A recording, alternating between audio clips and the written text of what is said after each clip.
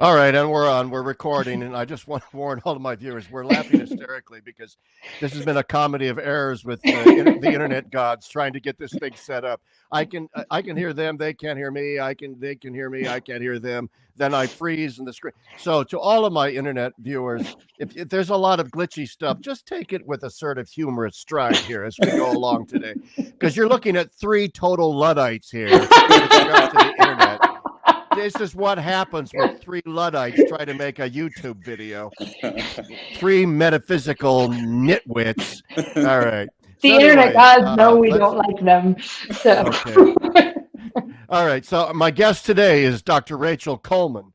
And Dr. Coleman is a former student of mine and Dr. Howsare's. And everyone here knows Rodney Howsare. He's been on this show many times before. Chair of the Department of Theology at DeSales University, my former colleague. Rachel went on and got her doctorate at the John Paul II Institute, Studies on Marriage and the Family, Pontifical Institute at Catholic University of America. What year did you get your doctorate? 2019. 2019. So a fairly freshly minted PhD. She's currently assistant professor of theology at Assumption University in Worcester, Massachusetts, up in Massachusetts country. And she is on the show today, not only because she's a dear friend, well, sort of. I kind of don't like her very much. Nobody does. No, that's all a joke. It's a joke. Anyway, so Rachel is an expert. She did her doctorate on a very important philosopher, very unknown in the United States and the Anglo world in general, Ferdinand Ulrich, Ulrich, however you want to pronounce it. I like Ulrich. I'm told this is very wrong to say Ulrich. I also, you don't roll the R, but anyway, I like having fun with his name. But he was a very influential philosopher, German. I mean, wrote in German, and not many of his works have been translated at all. But he's a very important dude. Rachel, you just gave a paper on Ulrich somewhere where you got an award, right? I didn't give a paper, but I won the Academy of Catholic Theology's. My dissertation won the dissertation award this year. That's right. That's what it was. Yes. The Academy of Catholic Theology, otherwise known as ACT, I used to be a member of before I decided not to be a person anymore, and live on a farm. And live on a farm. Live on a farm and lost my persona. I'm a person, my identity. At any rate, let's get started here today. I have no script, and to be honest with you, I have read very little Ulrich. I've read more about Ulrich than Ulrich himself, since so little is translated, and his German is even more dense than that of Balthazar. And so I have avoided it. And Rodney, as always, dude, jump in whenever you feel the spirit move you. And let's get rolling here. I want to start with a very simple question. Rachel, please introduce to our viewers, who was Ferdinand Ulrich? Where did he live? What were his dates? Major works? What was he known for? And so on. So roll with it. Sure. As Larry just mentioned, Ferdinand Ulrich, German philosopher. Larry, you said he's not very well known in the Anglo world. It's actually the case that he's not very well known in the German world either, maybe like a little bit more so. But what's sort of exciting right now is almost because of the attention he's getting in the Anglo world, he's also getting more attention back in the German theological and philosophical world as well. So that's pretty interesting. And this sort of surge of interest in his work happened right before he died. And I'm really grateful for that too, that he got to kind of see that start to happen before he died, precisely because a lot of his work went unnoticed while he was still alive. So Ulrich was actually born in what is now the Czech Republic in 1931. And he more or less grew up in a little town there. And then all the sort of ethnic Germans had to leave that area when World War II rolled around. And so he moved to Germany and got his doctorate at, I think it was Munich, at the University of Munich in philosophy. It was a little bit of a tough go at Munich. I think one of the themes in Ulrich's life has been sort of a lot of people not understanding what he's about and what he's doing.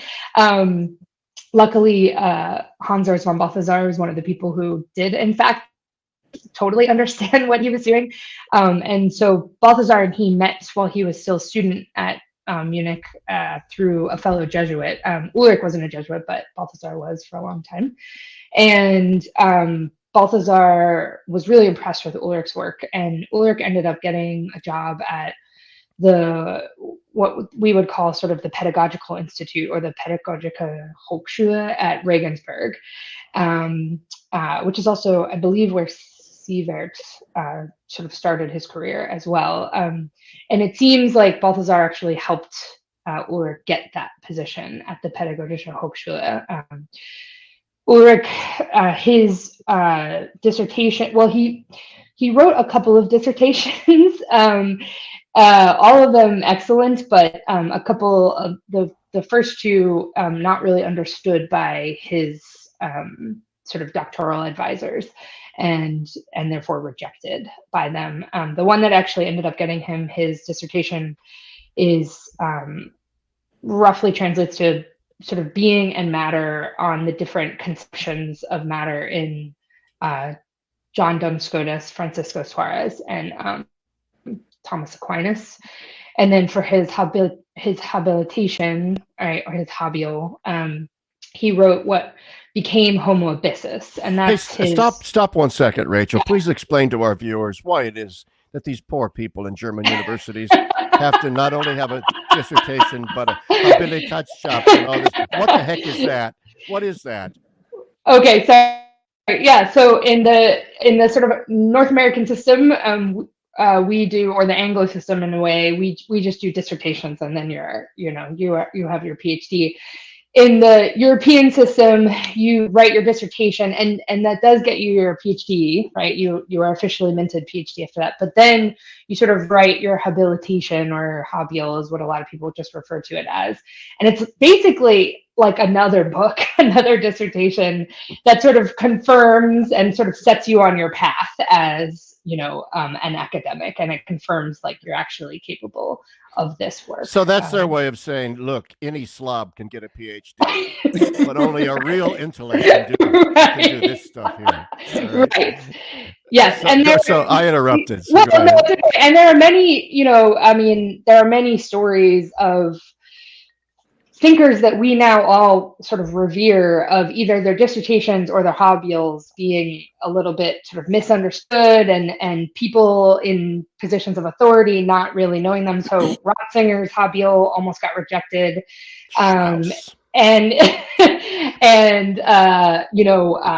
Blondel's dissertation took him 10 years, and it was very iffy. His people did not want to pass him. So when I say that it took Ulrich a couple of tries, that's actually, I'm not saying that there was a problem with him. I'm saying there was a problem with his sort of supervisors, right? Actually, just to be very clear.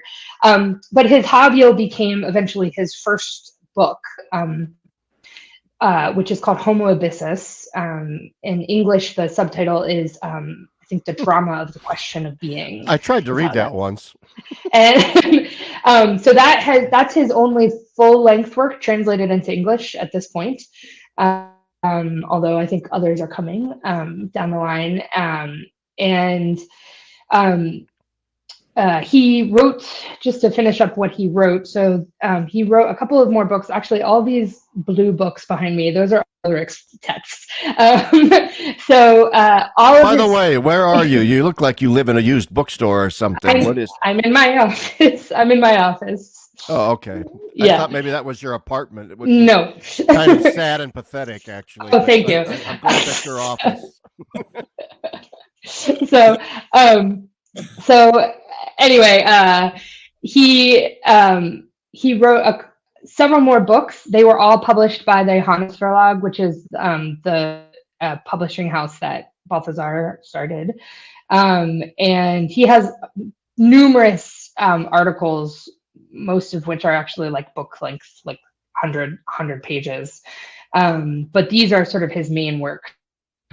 Homo Abyssus is a book about what he would call metaphysics and meta-anthropology. And so for him, it's kind of the groundwork, we would say, of all the rest of Ulrich's work. But it's homobiosis is about how we would say it maybe is how being and man belong together, which is why he goes fluidly from metaphysics in the first part of the book to what he calls meta-anthropology. So maybe that's a good stopping point, and then we can. Yeah, that is. So, Rodney, do you have a question you want to lead us off with here, or do you want me to? Well, no, I mean, yeah, I'll start. I was going to start actually with a different question, but now that we're on the topic of meta-anthropology and its relationship to metaphysics, that might be actually a good place to start, because Balthazar, Balthazar does something similar too. He sort of thinks that meta-anthropology is the culmination of metaphysics or whatever. So say something about that, Rachel, if you will. Yeah. And I'll just say, Ulrich and Balthazar ended up being really good friends. Ulrich was about 30 years junior to Balthazar, but they ended up being extremely good friends. And actually, there's an article that just came out in the latest issue of Communio by Father Jacques Servet, kind of about Ulrich's influence on Balthazar, which is worth reading, I think. And so, for example, in Glory 4 and 5, Balthazar leans pretty heavily on Ulrich, actually. Wait a minute, stop 1 second. The latest issue of Communio has an article by Jacques Servet. Yeah, yes. I don't think I've gotten that issue yet. It hasn't been, it's coming out soon. Okay. All right, so. Go ahead. Yeah. Oh, so what you're saying is you're an insider. And I know, it's on the website. You can go read it right now. You're just a Communio nerd is what you are. Well, I'm sorry. The viewers have to know that all three of us have a long history together. So I'm sorry if I'm cluttering this. This is a lot less professional than your other interviews. Yes, it's more fun. Anyway, exactly. So Rodney's question: meta-anthropology. Yes. Please, yeah. So I mean, we'd have to sort of define our terms before even saying how they relate to each other, right? So, what is metaphysics to begin with, right? This is sort of the question, right? And so, I mean, again, just as sort of a working definition, it seems to me one of the ways that we could define metaphysics is kind of the study of being itself, right? And in Ulrich's work in particular,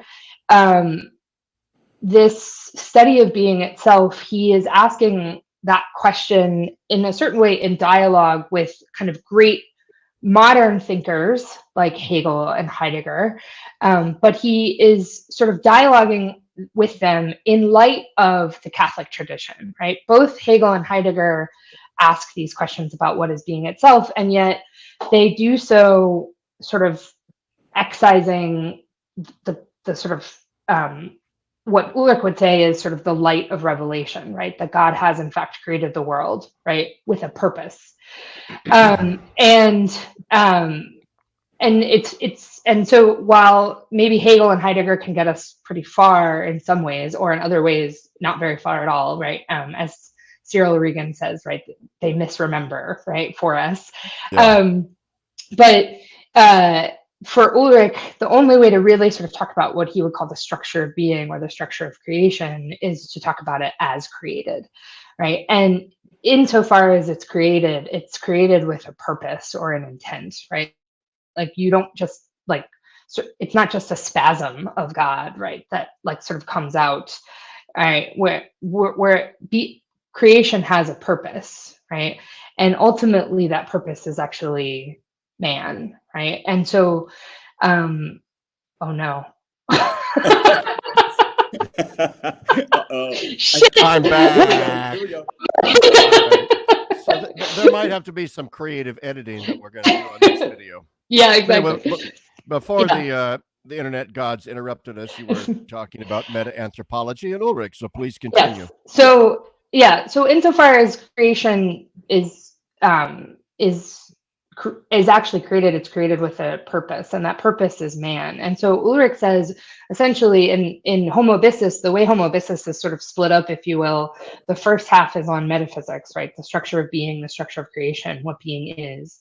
And then the second half is, well, if this is what the structure of being is, which, foreshadowing, Ulrich says it's gift, right? Then who receives that gift, right? And whose task is it to actually sort of continue that structure, right, of being, and receive the structure, and then also continue it in, right, his own action, and that's man's task. And so for Ulrich, and he takes this sort of lesson from Siebert to a certain extent, Gustav Siebert, and probably Balthazar as well. It seems to me, I'm not as well read in Balthazar as I am in Ulrich, but that freedom is ultimately the meaning of being, right? That man's freedom is the sort of ultimate meaning of being, right? And if you don't see that, you can sort of say so many nice things about being, an interesting thing, or at least interesting sounding things about what being is and what creation is and what the world is. But if you don't see that it's all the dramatic event of man's freedom, then you lose the whole world in the process. That's very interesting. By the way, Rodney, Adrian Walker would like to do another video with us on the question of the historical mediation of being, and that pertains, I think, greatly to what you're talking about here, Rachel, as well. That we can get involved in all these caricatures and cliches, that being has historically been overly viewed as something static or something overly not it's the old Parmenides versus Heraclitus thing. Right. And so Christianity comes along with its Trinitarian ontology, and sort of it took many centuries for the full scope of that Trinitarian ontology and its relationality and the concept of gift to bear full fruit. But it seems to me here in Ulrich, based on what you're saying, that a meta-anthropology rooted in that kind of ontic theological understanding that the Christian doctrine of the Trinity brings opens up a pathway for understanding in non-Hegelian categories how it is that being can be mediated in history through human freedom without, for all that, being swallowed up by it. Right. Yes, exactly. Right.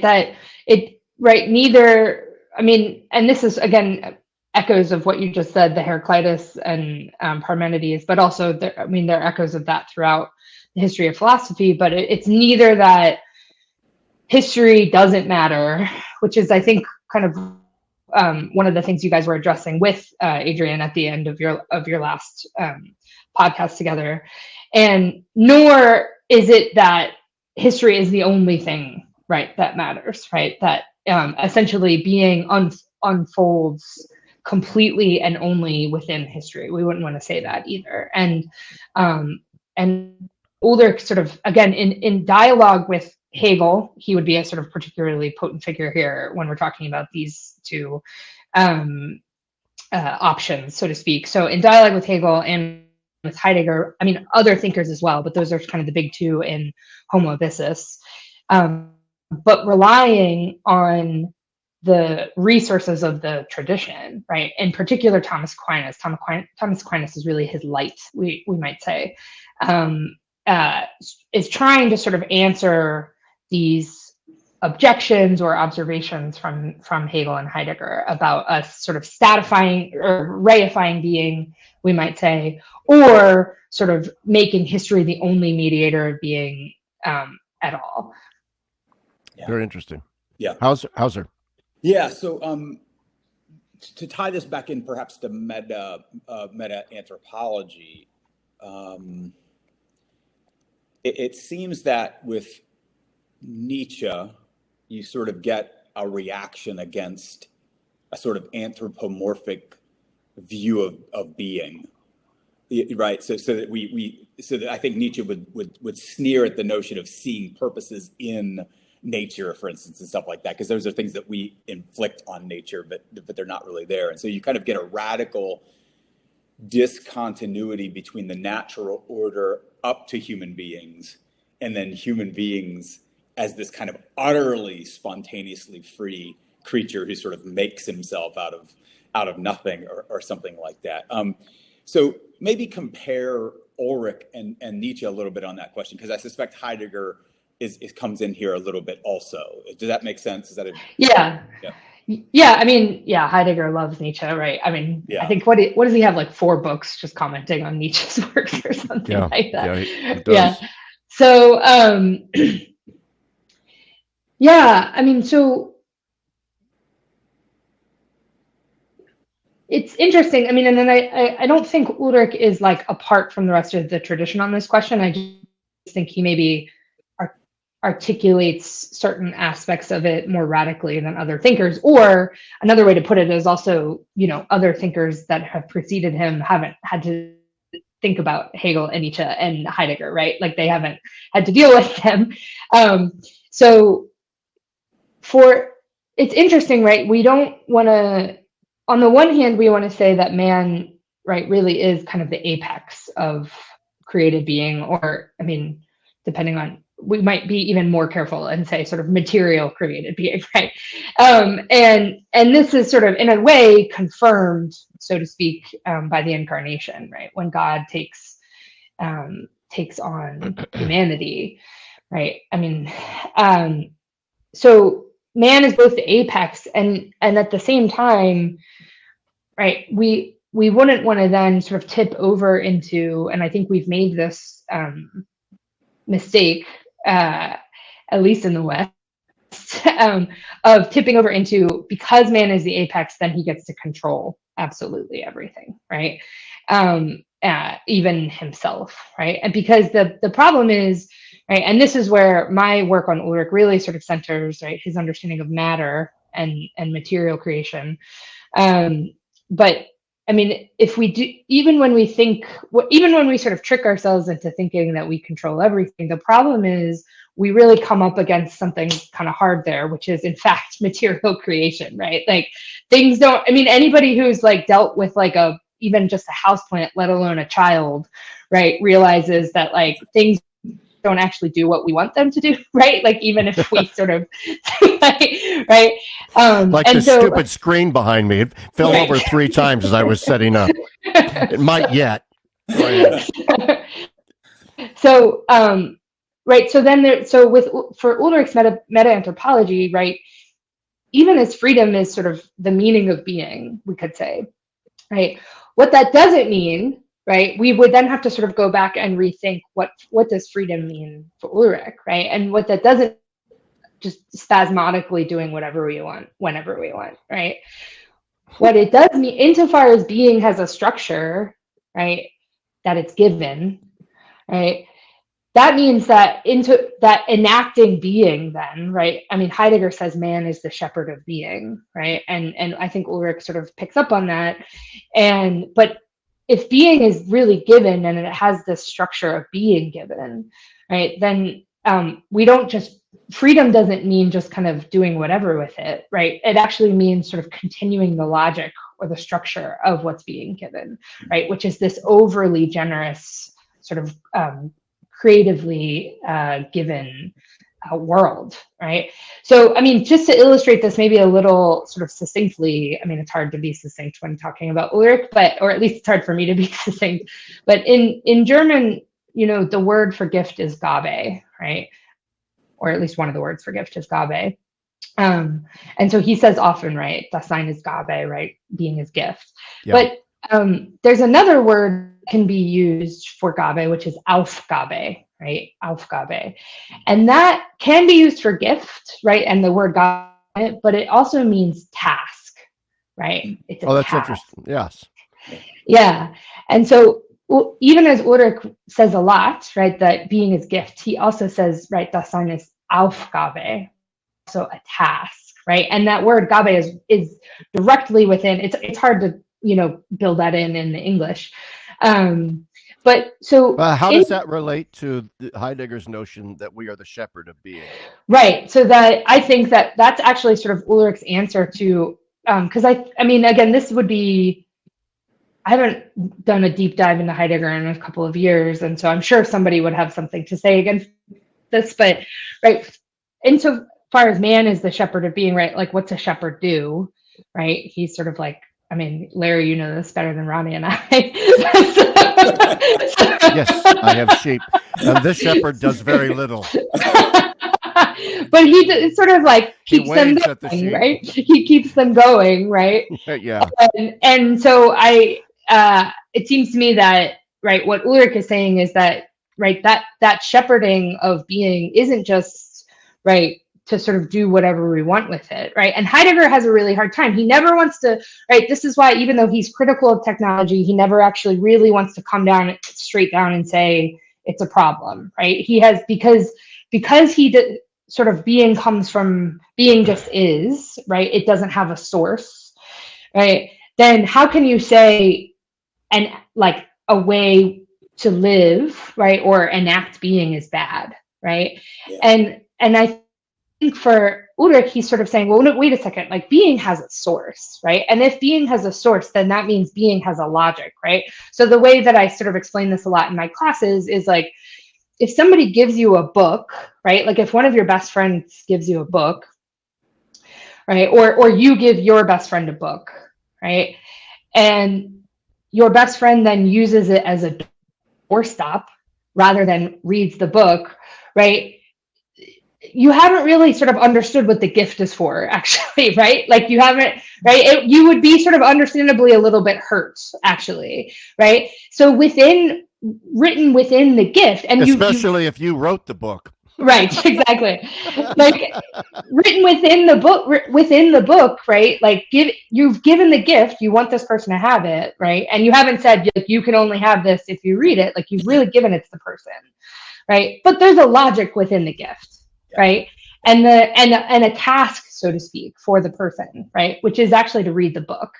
Right. And so I think Ulrich sort of playing on Gabe and Aufgabe, right, is him saying, right, that man's freedom, again, isn't just to sort of do whatever he wants. Man's freedom is actually to understand the structure of being so deeply that he continues to enact, right, this gift structure of being, right? This generosity that sort of flows through all creation. That's fantastic. I know I'm joking a lot here today, but I'm really glad you're here, Rachel. And I hope my viewers can appreciate seriously the profundity of what it is that you're saying. And I want my viewers to know how difficult Ferdinand Ulrich actually is, not just to read in German, but to read in English. And what you've accomplished, Rachel, in your dissertation and in bringing Ulrich now to a wider Anglo audience through your scholarship is just fantastic. And I don't want my joking around to be misinterpreted as in any way an overly avuncular disrespect for what it is that you have accomplished, because it really is tremendous. And I hope that your dissertation is going to be a book someday, right? I'm hoping I'm getting there. I'm hoping so.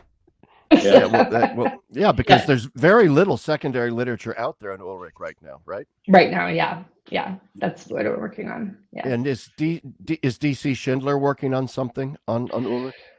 I don't know. I think maybe he's working on another translation, but I'm not sure if he's working on translation.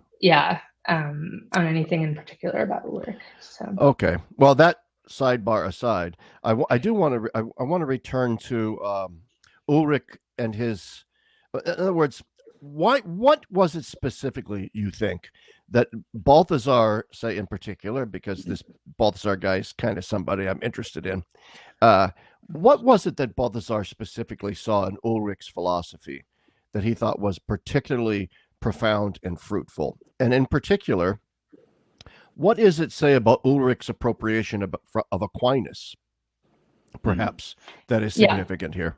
Yeah. So I mean, Balthazar actually, I think, where was this? It was in perhaps because the Johannes Verlag published all of Ulrich's works, or most of them anyway, and especially the major ones. But I think maybe in a review of Homo Abyssus, Balthazar actually wrote that he thinks it's probably like the most significant philosophical work of the modern era. I mean, just from Hans Urs of Balthazar, right? And I wish I had the quote memorized, but alas, I do not.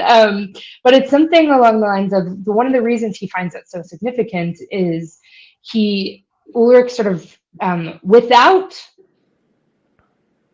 sort of betraying what philosophy really is, he overcomes these kind of superficial distinctions between sort of faith and reason, right? And this excising of any what we might say transcendent principle from philosophy in order to do philosophy, right?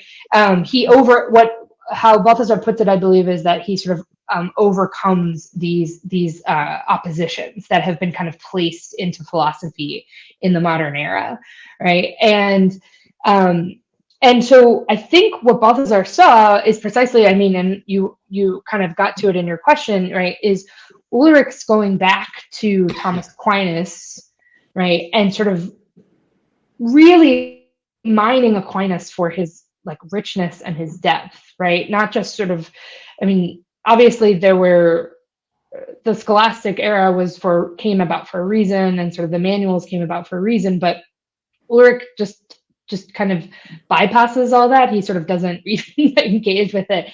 And he in particular goes back to a Thomas Aquinas on what being is, right? Essay, right?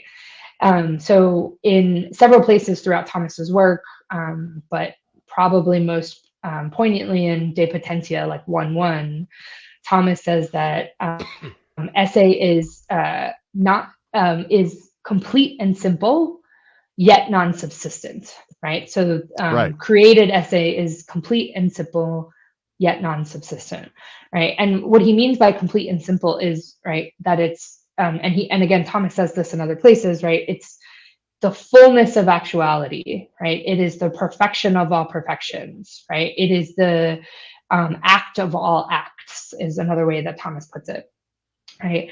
And so what Ulrich sort of sees in Thomas, and again, so as much as as I said, homoousius is in dialogue with Heidegger and Hegel, in a certain way, it's much more so with Thomas, actually. And Thomas's insight, right, is that actuality, created essay, right, is completely given by God, right, to creation, right? There's nothing held back, so to speak, right? It's not like God sort of like, dripping act on us, like allowing us at some point, to take little pieces of act as he allows us, right? Created essay is complete and simple, right? Meaning like it is the fullness of actuality is actually given to creation, but then at the same time, it's non-subsistent, right? By which Thomas means, right, it doesn't subsist in itself, right? So you and I subsist, right? But creation has this infinite actuality, right? And yet, the only way we see that infinite actuality is in things themselves, right? And so Ulrich really develops this alongside of Thomas, it seems to me, right? Basically sort of showing that, right, if essay wasn't completely given by God, right, if it was kind of like little packages of actuality, right, like meted out by God when he so deemed or something like that, then creation would sort of be a mean trick, so to speak, right? Like that we wouldn't be totally given to ourselves to actually sort of enact our own being, right? I mean, so insofar as God gives essay, right, gives actuality to us, right, in a certain way, that's the gift of being at all, right? Then we're given, and I say we, meaning individual humans, but also sort of creation as a whole, right, to like really unfold our destiny like by ourselves, really enact it by ourselves, right? And I think what Balthazar sort of, right, again, like I'm not a Balthazar guy, you guys are the Balthazar guys, but I think precisely Ulrich's overcoming of the kind of maybe superficial opposition of faith and reason, right? Basically, he's by going back to a Thomas and saying, no, look, Thomas sees how radical being is, right? Heidegger, you have this kind concern about us ignoring being, right? But actually, Thomas sees how radical being is all the way, several hundred years before you, Heidegger, because Heidegger doesn't really think thinking happened for himself, right? But like Germans. Yes, exactly. But like way before you, Heidegger, Thomas sees how radical that being really is, right? And that's what I think Ulrich that's we might say, the kind of animating force of his entire metaphysics, that being is complete and simple, yet non-subsistent. Rodney, do you have any follow-up questions? I have a couple, but go ahead if you have anything you want to say right now. Yeah, let's do that. The complete and simple but non-subsistent thing. And maybe you could speak to this, because Balthazar talks about this, that there's therefore, and this is probably what happens, I think, with both Heidegger and Hegel. Hegel because he has a bad concept of God, and Heidegger because he doesn't seem to want to talk or think about God, is that they end up doing strange things with being, either because they drag God down into the historicity of being, which would be Hegel, or Heidegger ends up sort of making it so mysterious that you made the point earlier about how, how do you shepherd being when you don't know anything about what being is kind of means, there's a meaning in sheep. That's why Chapp had to show them where their water was one time when he moved it, because they were too stupid to find water. Over here. But Chapp knew that sheep, kind of want water naturally. So he shepherds them towards the water to kind of fulfill their natural thing. So to tie this back, because Ulrich has a concept of God and creation, being doesn't have to sort of be, in a sense, the end all be all. He realizes that there's a sort of, quote, poverty in being. And so could you talk a little bit about that? He talks about the simultaneity Excellent. of wealth and poverty in being. This is great. Yeah. So Ulrich actually, all throughout Homo Bissus, in a certain way, I feel like I could just read just Homo Bissus for the rest of my life, and I would still be sort of discovering new things. It's pretty incredible, actually. But one of the ways one could read Homo Bissus is Ulrich talks often about the temptations of thought, right? Which is kind of an interesting way, right? Because temptation is sort of somewhat a morally loaded word, right? And so it's interesting that he puts this right into his metaphysics, right? These temptations of thought, and there are different forms these temptations take, but the basis of it for Ulrich is being itself, right? Created essay, giving it what he calls a pseudo-subsistence or pseudo-hypostasization of being, right? So, and he sort of maybe a more kind of concrete way of putting that is you think of being as sort of like a big block of stuff up in the sky, right? And then things kind of take right from being, right, in order to be enacted or something like that. But that's not what the case is, right? In that case, being would be almost like a demiurgic figure, right, between God and the world, right? And therefore we wouldn't actually have real access to God, and God wouldn't actually really want a lot to do with us, right? Something like that, right? And so you think you're sort of protecting God's transcendence or protecting the creature's freedom by placing this demiurgic third thing between God and the world, but all you're doing is actually sort of destroying the relationship between God and the world, actually, right? And so this main temptation of thought, which is to sort of reify created being and make it a thing, right, is what Ulrich says sort of everybody ends up doing, I hope I don't go too far when I'm saying I think some of this is autobiographical on his part too, right? That it's a mistake or it's a temptation that he himself has faced, right? So when you do that, right? When you do that, the problem is there actually is no sort of third thing between God and the world, right? And when you do that, you actually, right, by sort of giving being a pseudo subsistence, right? It's pseudo, it's not real. You actually just kind of project yourself into that role, so to speak, right? And so you become kind of the source of how things enact themselves, right? And in thought, right? This is all in speculation, but the way that you start thinking about it is as if you're the one kind of doing it, so to speak, right? You almost become the demiurgic figure between God and the thinking of things, right? And the enacting of thinking, so to speak. Right. So, and I think that's why he calls it a temptation, right? Because in a certain way, it all comes back to sort of you putting yourself right in front of, before God, actually, right? Like not seeing one's status as a creature. What being actually is, right? And this is to your point about poverty, Rodney, right? So Ulrich says that being has and I think, I mean, you guys obviously know this better than I do, but I think Balthazar sort of says this. This is a theme throughout Balthazar as well in different ways, but that there is a simultaneity of wealth and poverty of being, right? And then because of that, right, we can kind of see that imprint on everything in creation, the simultaneity of wealth and poverty.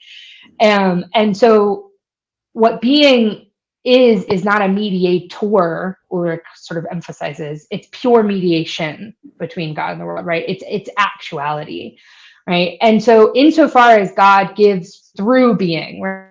It's through, we might say, or in being, right? He being, right, is what we might say is the most wealthy, right?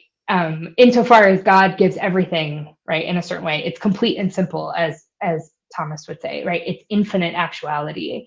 And yet, at the very same time, being is always giving itself to beings, right? To actual substances, right? To us, right?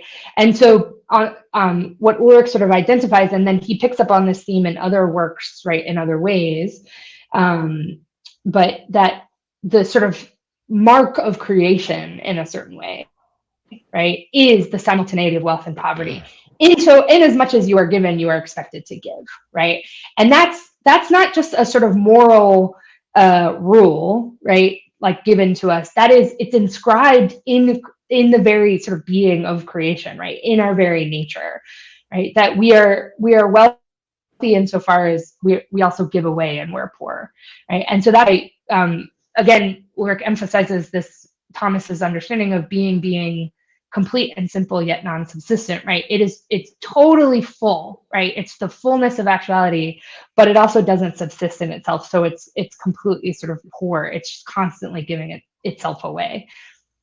Yes, and that brings in us order to find itself, right? He who wishes to save his life must lose it, right? So, right, exactly. That's already in being, yeah. Yeah, right. So, like, I mean, that's what's sort of incredible about Ulrich's work is precisely because he doesn't sort of simply excise the revelation, right? He says, no, if we pay attention to the nature of creation, and, I mean, this is scriptural as well, right? Like Paul says it, right? It's in creation, right? But insofar as we really pay attention to it, we can actually see that all of being is inscribed with precisely that. So, and to bring it back full circle to the question of freedom, it's important to emphasize that of course, for Balthazar, this is all rooted in Trinitarian theology. That the being of God is infinite possession, is infinite self-dispossession, infinite wealth coinciding with infinite poverty, gift right. and infinite gift, infinite reception, infinite distance, infinite closeness, okay, bridged by love, and so on and so forth. But none of it has a necessitarian quality, but there's nothing necessary about it. It's all rooted in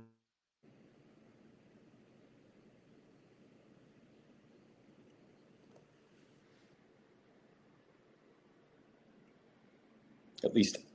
Rachel, can you hear Larry? I can't. I can't either. Okay. Man, I hope we actually get a podcast out of this. Oh, there you left. Yeah. Oh, he's going to come back. And for me, you're frozen, Rachel, just while we're off the thing. I can hear you, but you're frozen. Mm. I can hear you. Yeah. Pose, though. Okay, here we are. Sorry about that, everyone.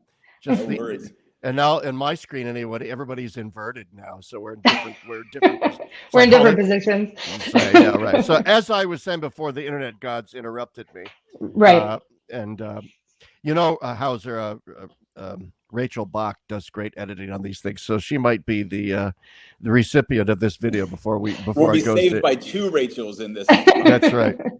So Rachel, if you're listening, God bless you. You might be getting this. At any rate, as I was saying, that in the Trinitarian theology of Balthazar, there's a sort of gift reception motif where the two things coincide.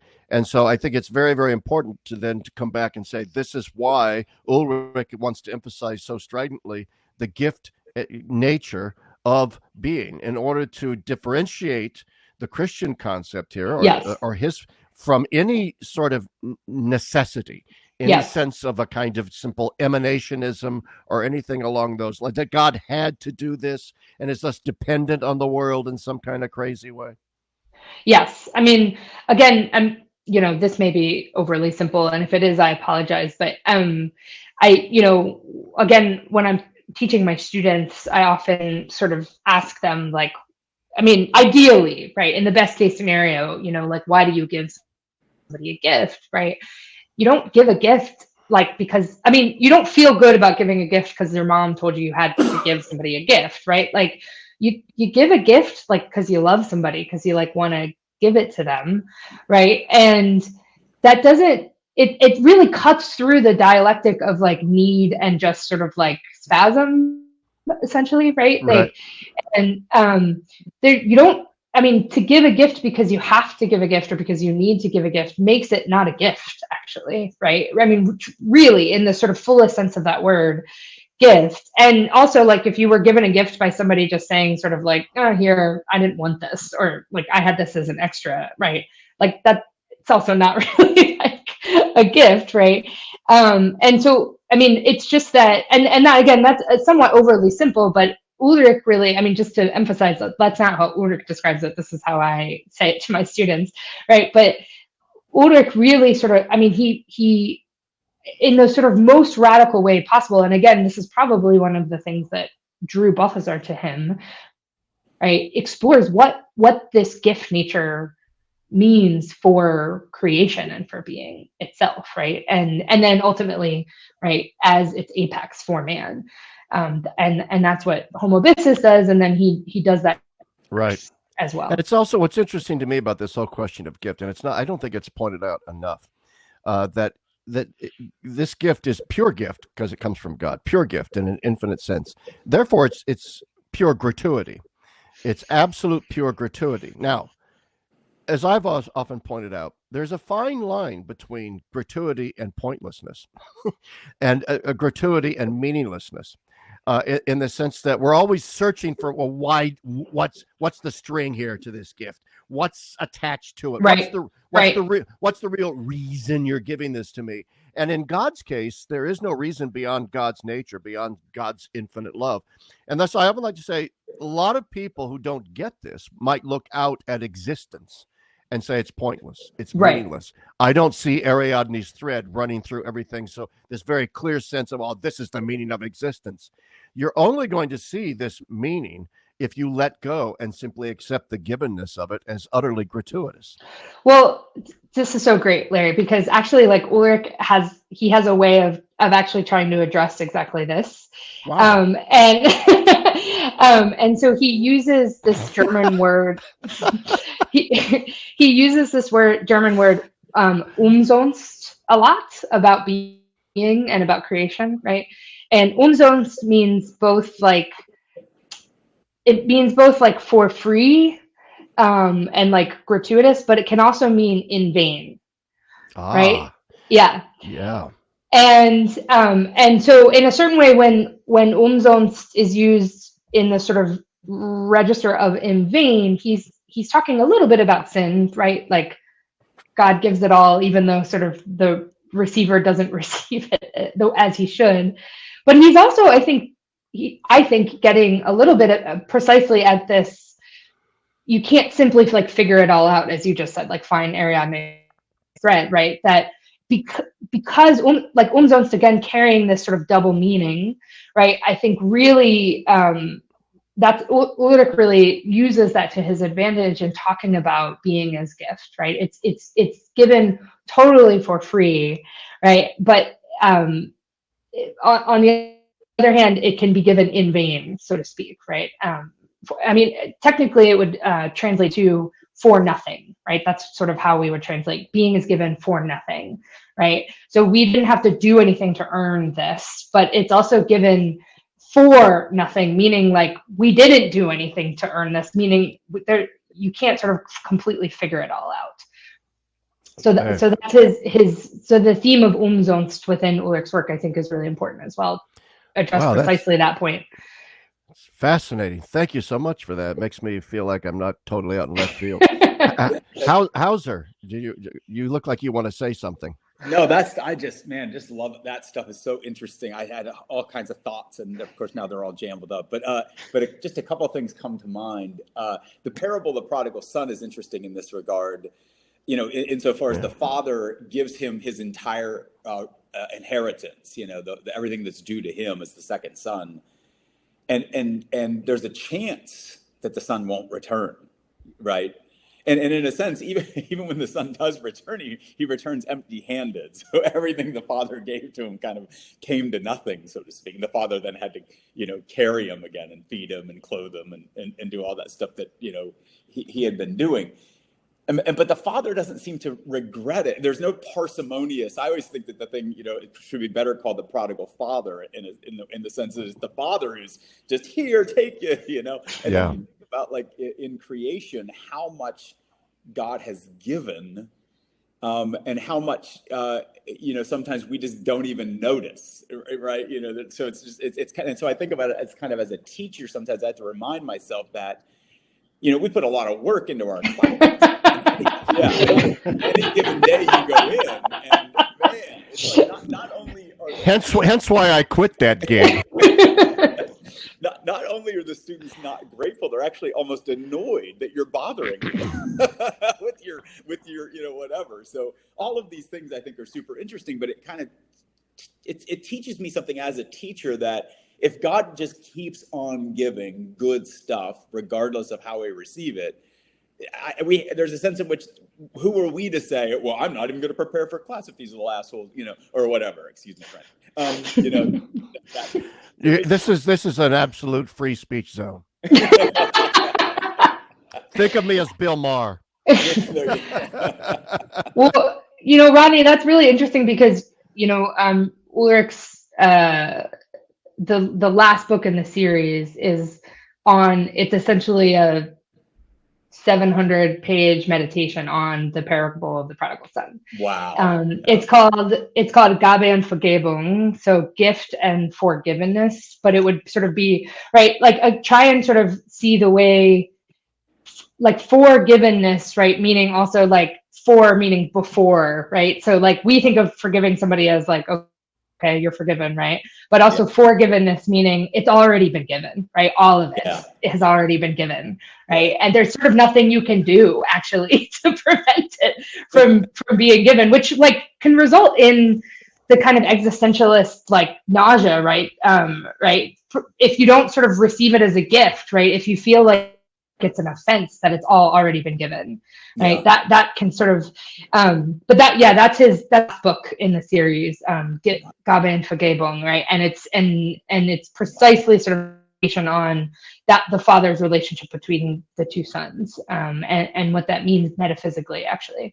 So right. Yeah, it's a really beautiful book. Can I just say one more thing to that, Larry? Absolutely. So another theme that kind of goes in Ulrich that I think is really important, that kind of goes along with what we've been talking about, and this theme of Umsonst, right? Ulrich also says, and this is not just in Homobyssus, it's in Homobyssus, but it's throughout his work, and he picks this phrase up from Kierkegaard, and in German it's Liebe setzt voraus, was sie tut, right? Love presupposes what it does, right? Love presupposes what it does, right? So again, with this sort of understanding of being as gift, right?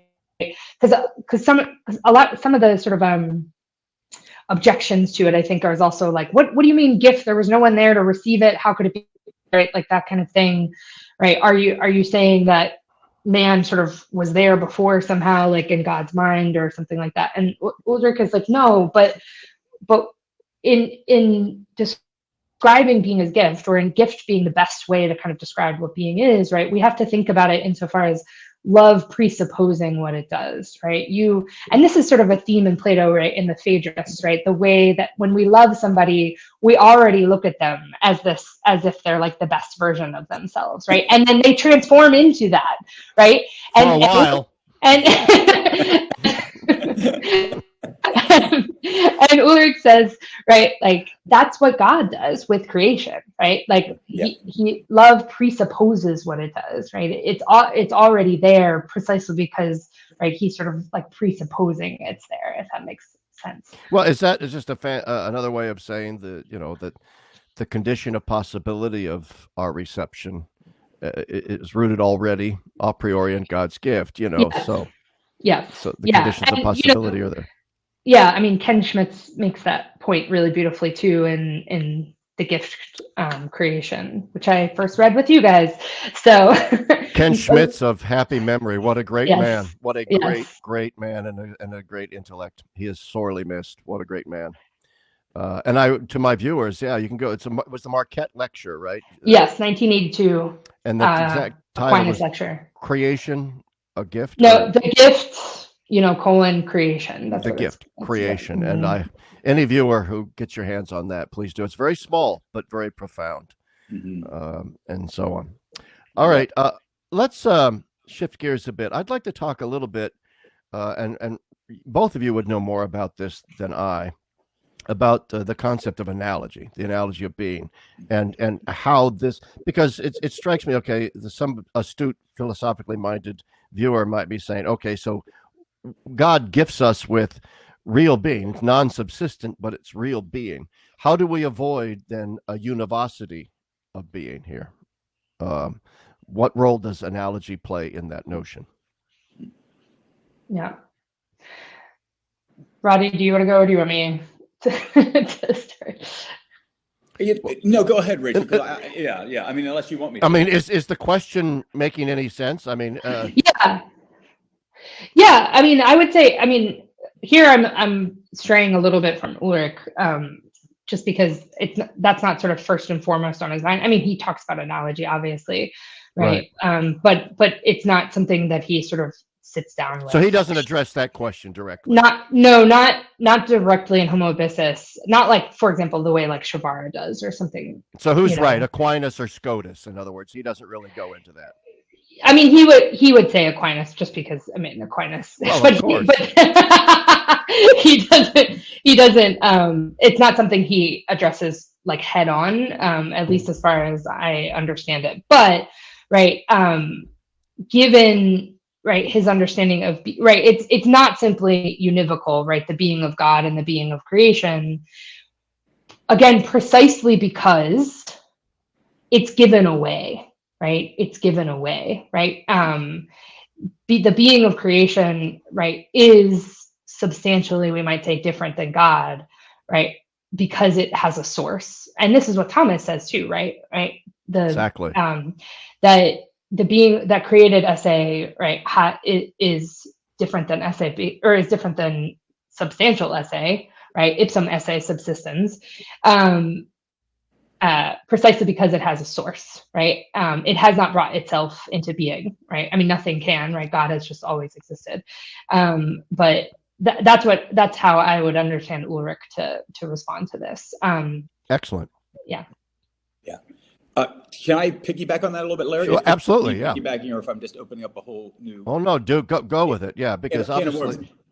So it's so. We haven't really yet, and this is a weird time to get to it because we're almost an hour into the thing already. But that's, but we might as well at least. Wow. Yeah, I know. How long we've been going here? We've been going 58 minutes, maybe another 15 minutes or so. Yeah. Yeah. Let me just frame the question, and this is the question I was going to open with, but I'm glad we didn't because all this other stuff was so important as kind of preliminary.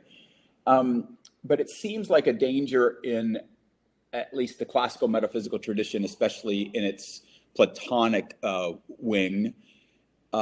is to look at matter as merely sort of privation, right? I think a Plotinus actually even says that matter is very close to being evil. It's just a lack, right? So without form, it's just this lack. And it seems to me that the doctrine of creation sort of ought to work as a caution against that sort of notion of matter as simply being a negative thing, or privation.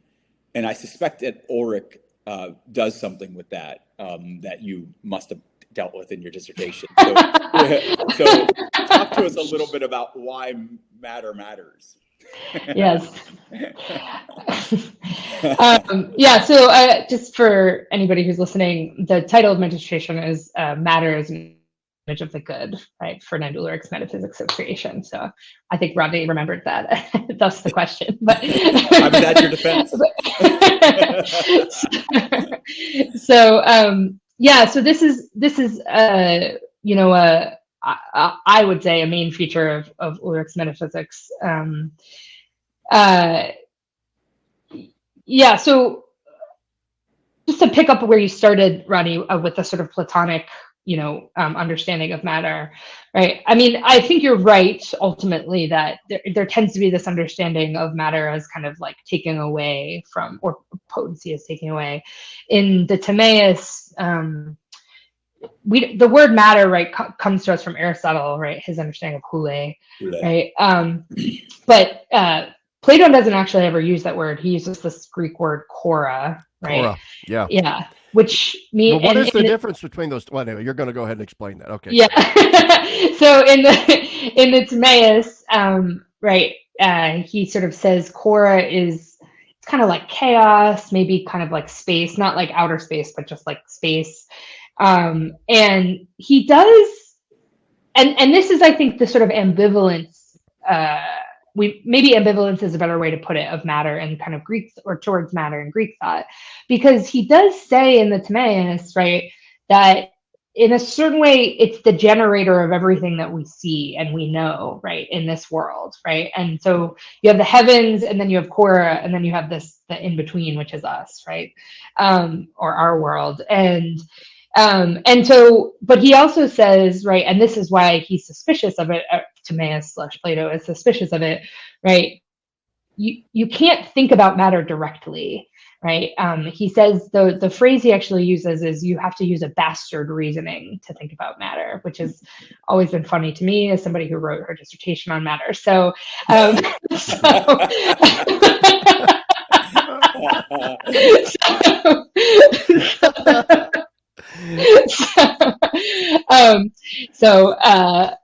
how I describe my thinking. So on the one hand, like, I think that Plato actually does recognize there's something in whatever he's calling like matter or Kora, right, that is good, and yet we can't use reason to really sort of get at it completely. Which makes him sort of skeptical of it, obviously, right? I'm not sure if this is good simply, right? And then with Aristotle, what Aristotle, I think, recognizes and develops from Plato is, and the reason he no longer calls it Kora is because he basically recognizes what we would call potency, right? Hule is potency, right? Right. Yeah. This power that a thing will eventually, or hopefully, or can, I should say, enact, right, with its own energeia, right? So, I'm not walking right now, but I have that capacity in me. I have the potency to walk, right? And then as a human being, right, as an actual human being, I can enact that potency to walk. But then, you start thinking about like what potency really is in I think for Aristotle. And so again, he uses the word hule, but we translate it to matter, right? And, matter, then we see that, right, this stuff that we associate with matter, like the flesh, right, the incarnational or corporeal understanding of the world, really does have something to do with potency, right? Because right? Just even the way we tend to think about like food, right? Like we eat it and then it becomes kind of like the potency to become energy for ourselves, right? And so our corporeal nature comes from, right, the fact that we are we have potency, right? Okay, all of that is one way to answer. It's the beginning of the answer to your question. So for Ulrich, right, because again, because he thinks about being radically within, in a certain way, within the light of revelation, he takes creation ex nihilo as axiomatic, right? That we are created out of nothing, that there was no, and this is where obviously, Timaeus says that like the demiurge, right, took pity on the Korah, right, and took that stuff and made it into the world that we now, gave it intelligence, right? And there are several versions of that, throughout, I think there's a lot of different versions of that in different sort of traditional cultures understanding, right? That some kind of god or demiurge, right, took pity on this chaos, right, and made it into something. But then you have the Christian understanding of the world, and now, right, what God just creates out of nothing, right? There's no sort of prior stuff, right, chaos, whatever, that God gives order to, right? God, which means, right, that creation is good all the way down, so to speak, right?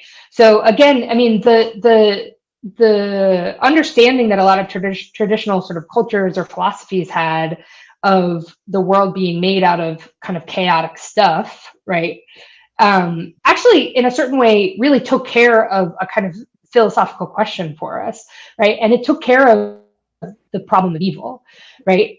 Because matter became the source of evil, right? God's not the source of evil. And even to a certain extent, we're not the source of evil. It's just because we're like encased in this gross stuff, right, we call our body, right? Right.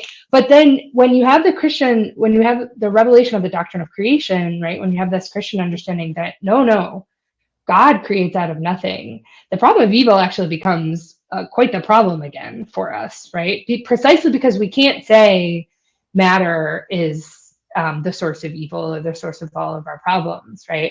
We have to be able to say, and when I say all the way down, right, the reason I say all the way down is because matter is understood, potency is understood to be kind of the lowest rung on the metaphysical ladder, right?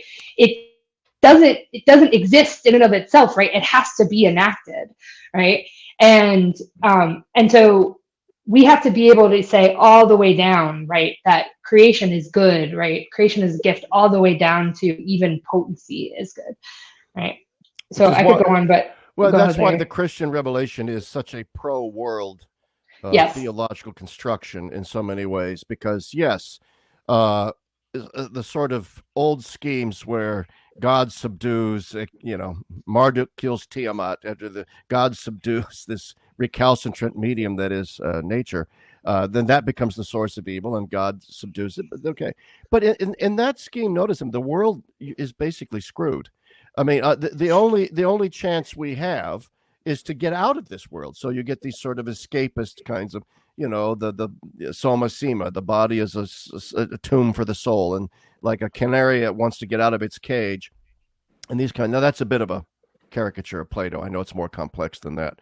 But nevertheless, in the whole entire ancient world, whereas in Paul Ricoeur points this out, in the Adamic myth, in the Adam mythology, the source of evil is now freedom. And that creates enormous theodicy problems for us. But yet there's hope in that view. Right. There's hope because what freedom has done, freedom can undo. All right. And of course, there's always a residue of evil that maybe the freedom thing doesn't explain, which is why there's a theodicy. But anyway, I just thought I'd throw that out there. No, I think I think that's really helpful. And again, it shows you why in one of the reasons why for Ulrich, again, like the meaning of being is freedom, right? Right. So if you can say sort of that, the world really is good, like really good all the way down, right? There is not one sort of iota, right, that exists that's created by God that's not good, right? Then it sort of puts into relief, right, in pretty fantastic relief, right, the freedom of man, right? and what we're being given, actually. Absolutely. Yeah. And I'd also go ahead. Sorry, go ahead. No, and if it's goodness turtles all the way down, then that means the entirety of it, the entirety of it is redeemable. All of it's redeemable. Yeah. Exactly. Yeah. Exactly. And so then the only real question is it all redeemed? That's the only real question worth asking at this point. But anyway, that's a whole different conversation. Yes.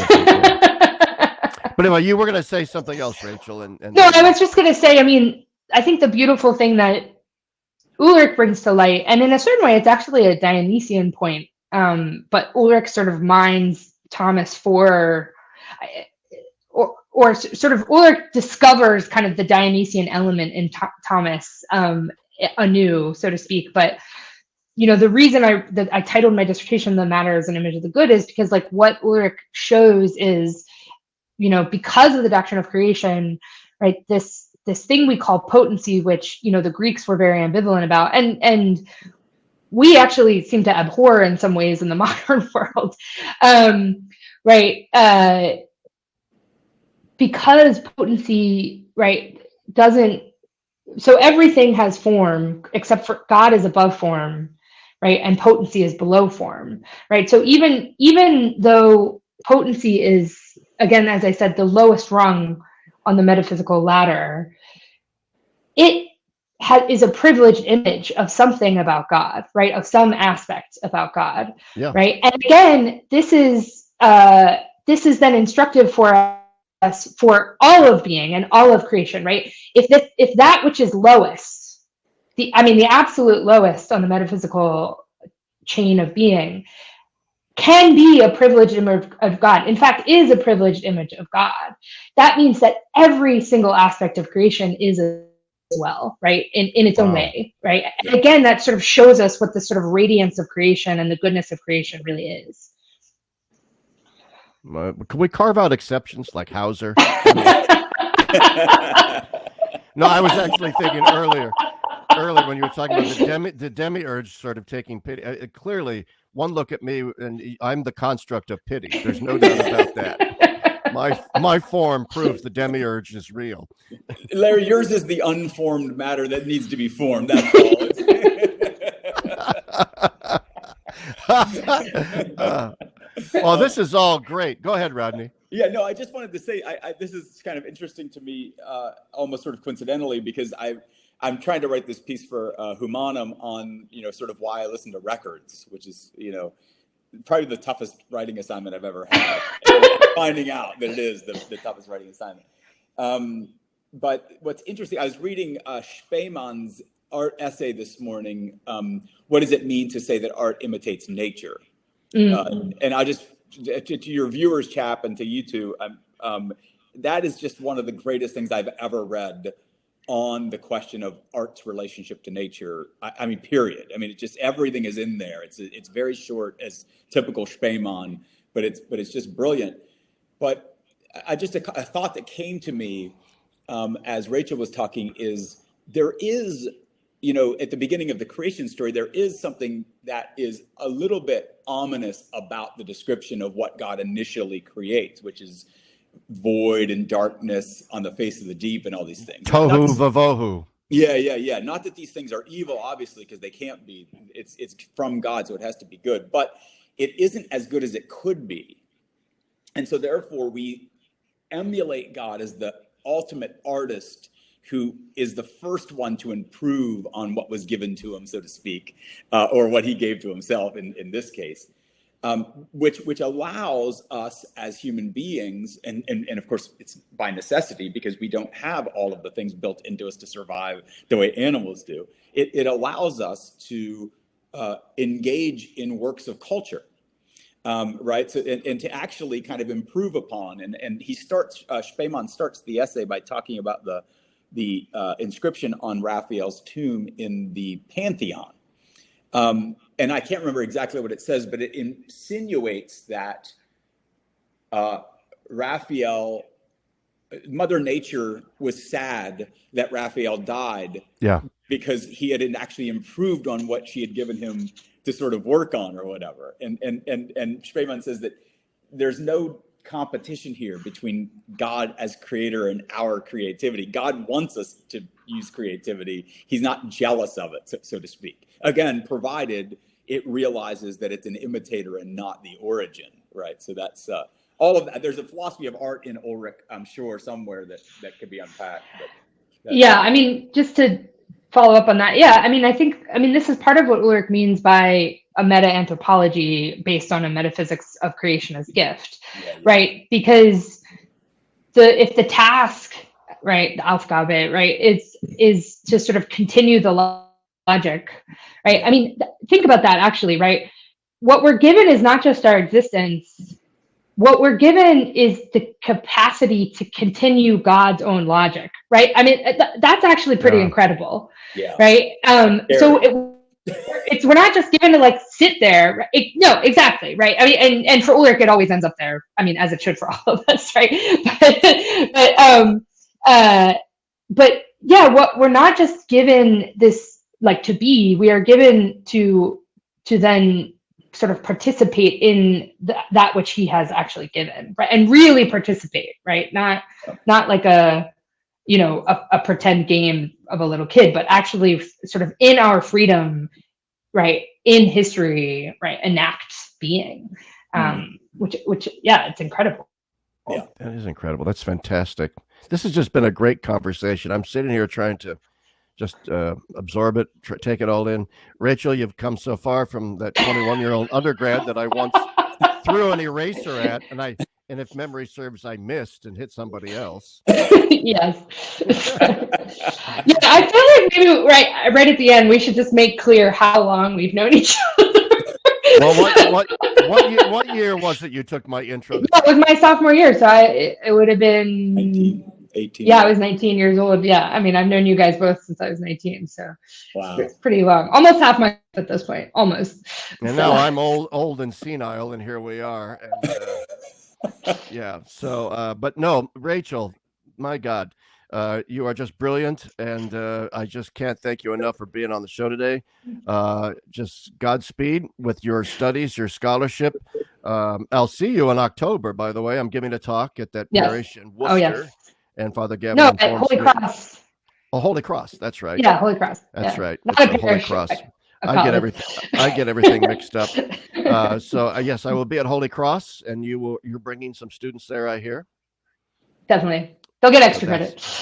They want that. So, does anybody have any last words? Howsare, Rachel, do you have any last words before we sign off here today? No, just that was a super interesting conversation. I'm glad that I was asked to be a part of it. Yeah, well, you finally got back from Florida, you loser.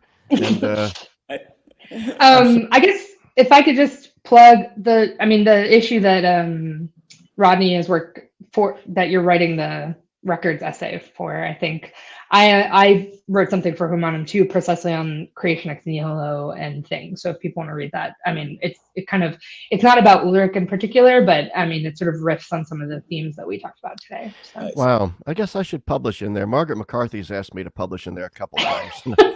I've just been too busy with my blog. And in fact, Larry, I think it was supposed to be in this issue because the issue is on craft and things like that. And she was going to ask you about the craft of farming, and I informed her that you have no idea, and you know nothing. I have no idea. No, none.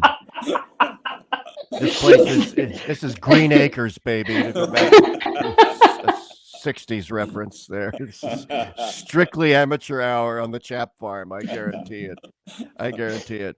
God bless both of you. Thank you so much. Hi, guys. This is great. Thank you so much. Thank you. Nice seeing you guys. Bye-bye. Bye-bye. Bye.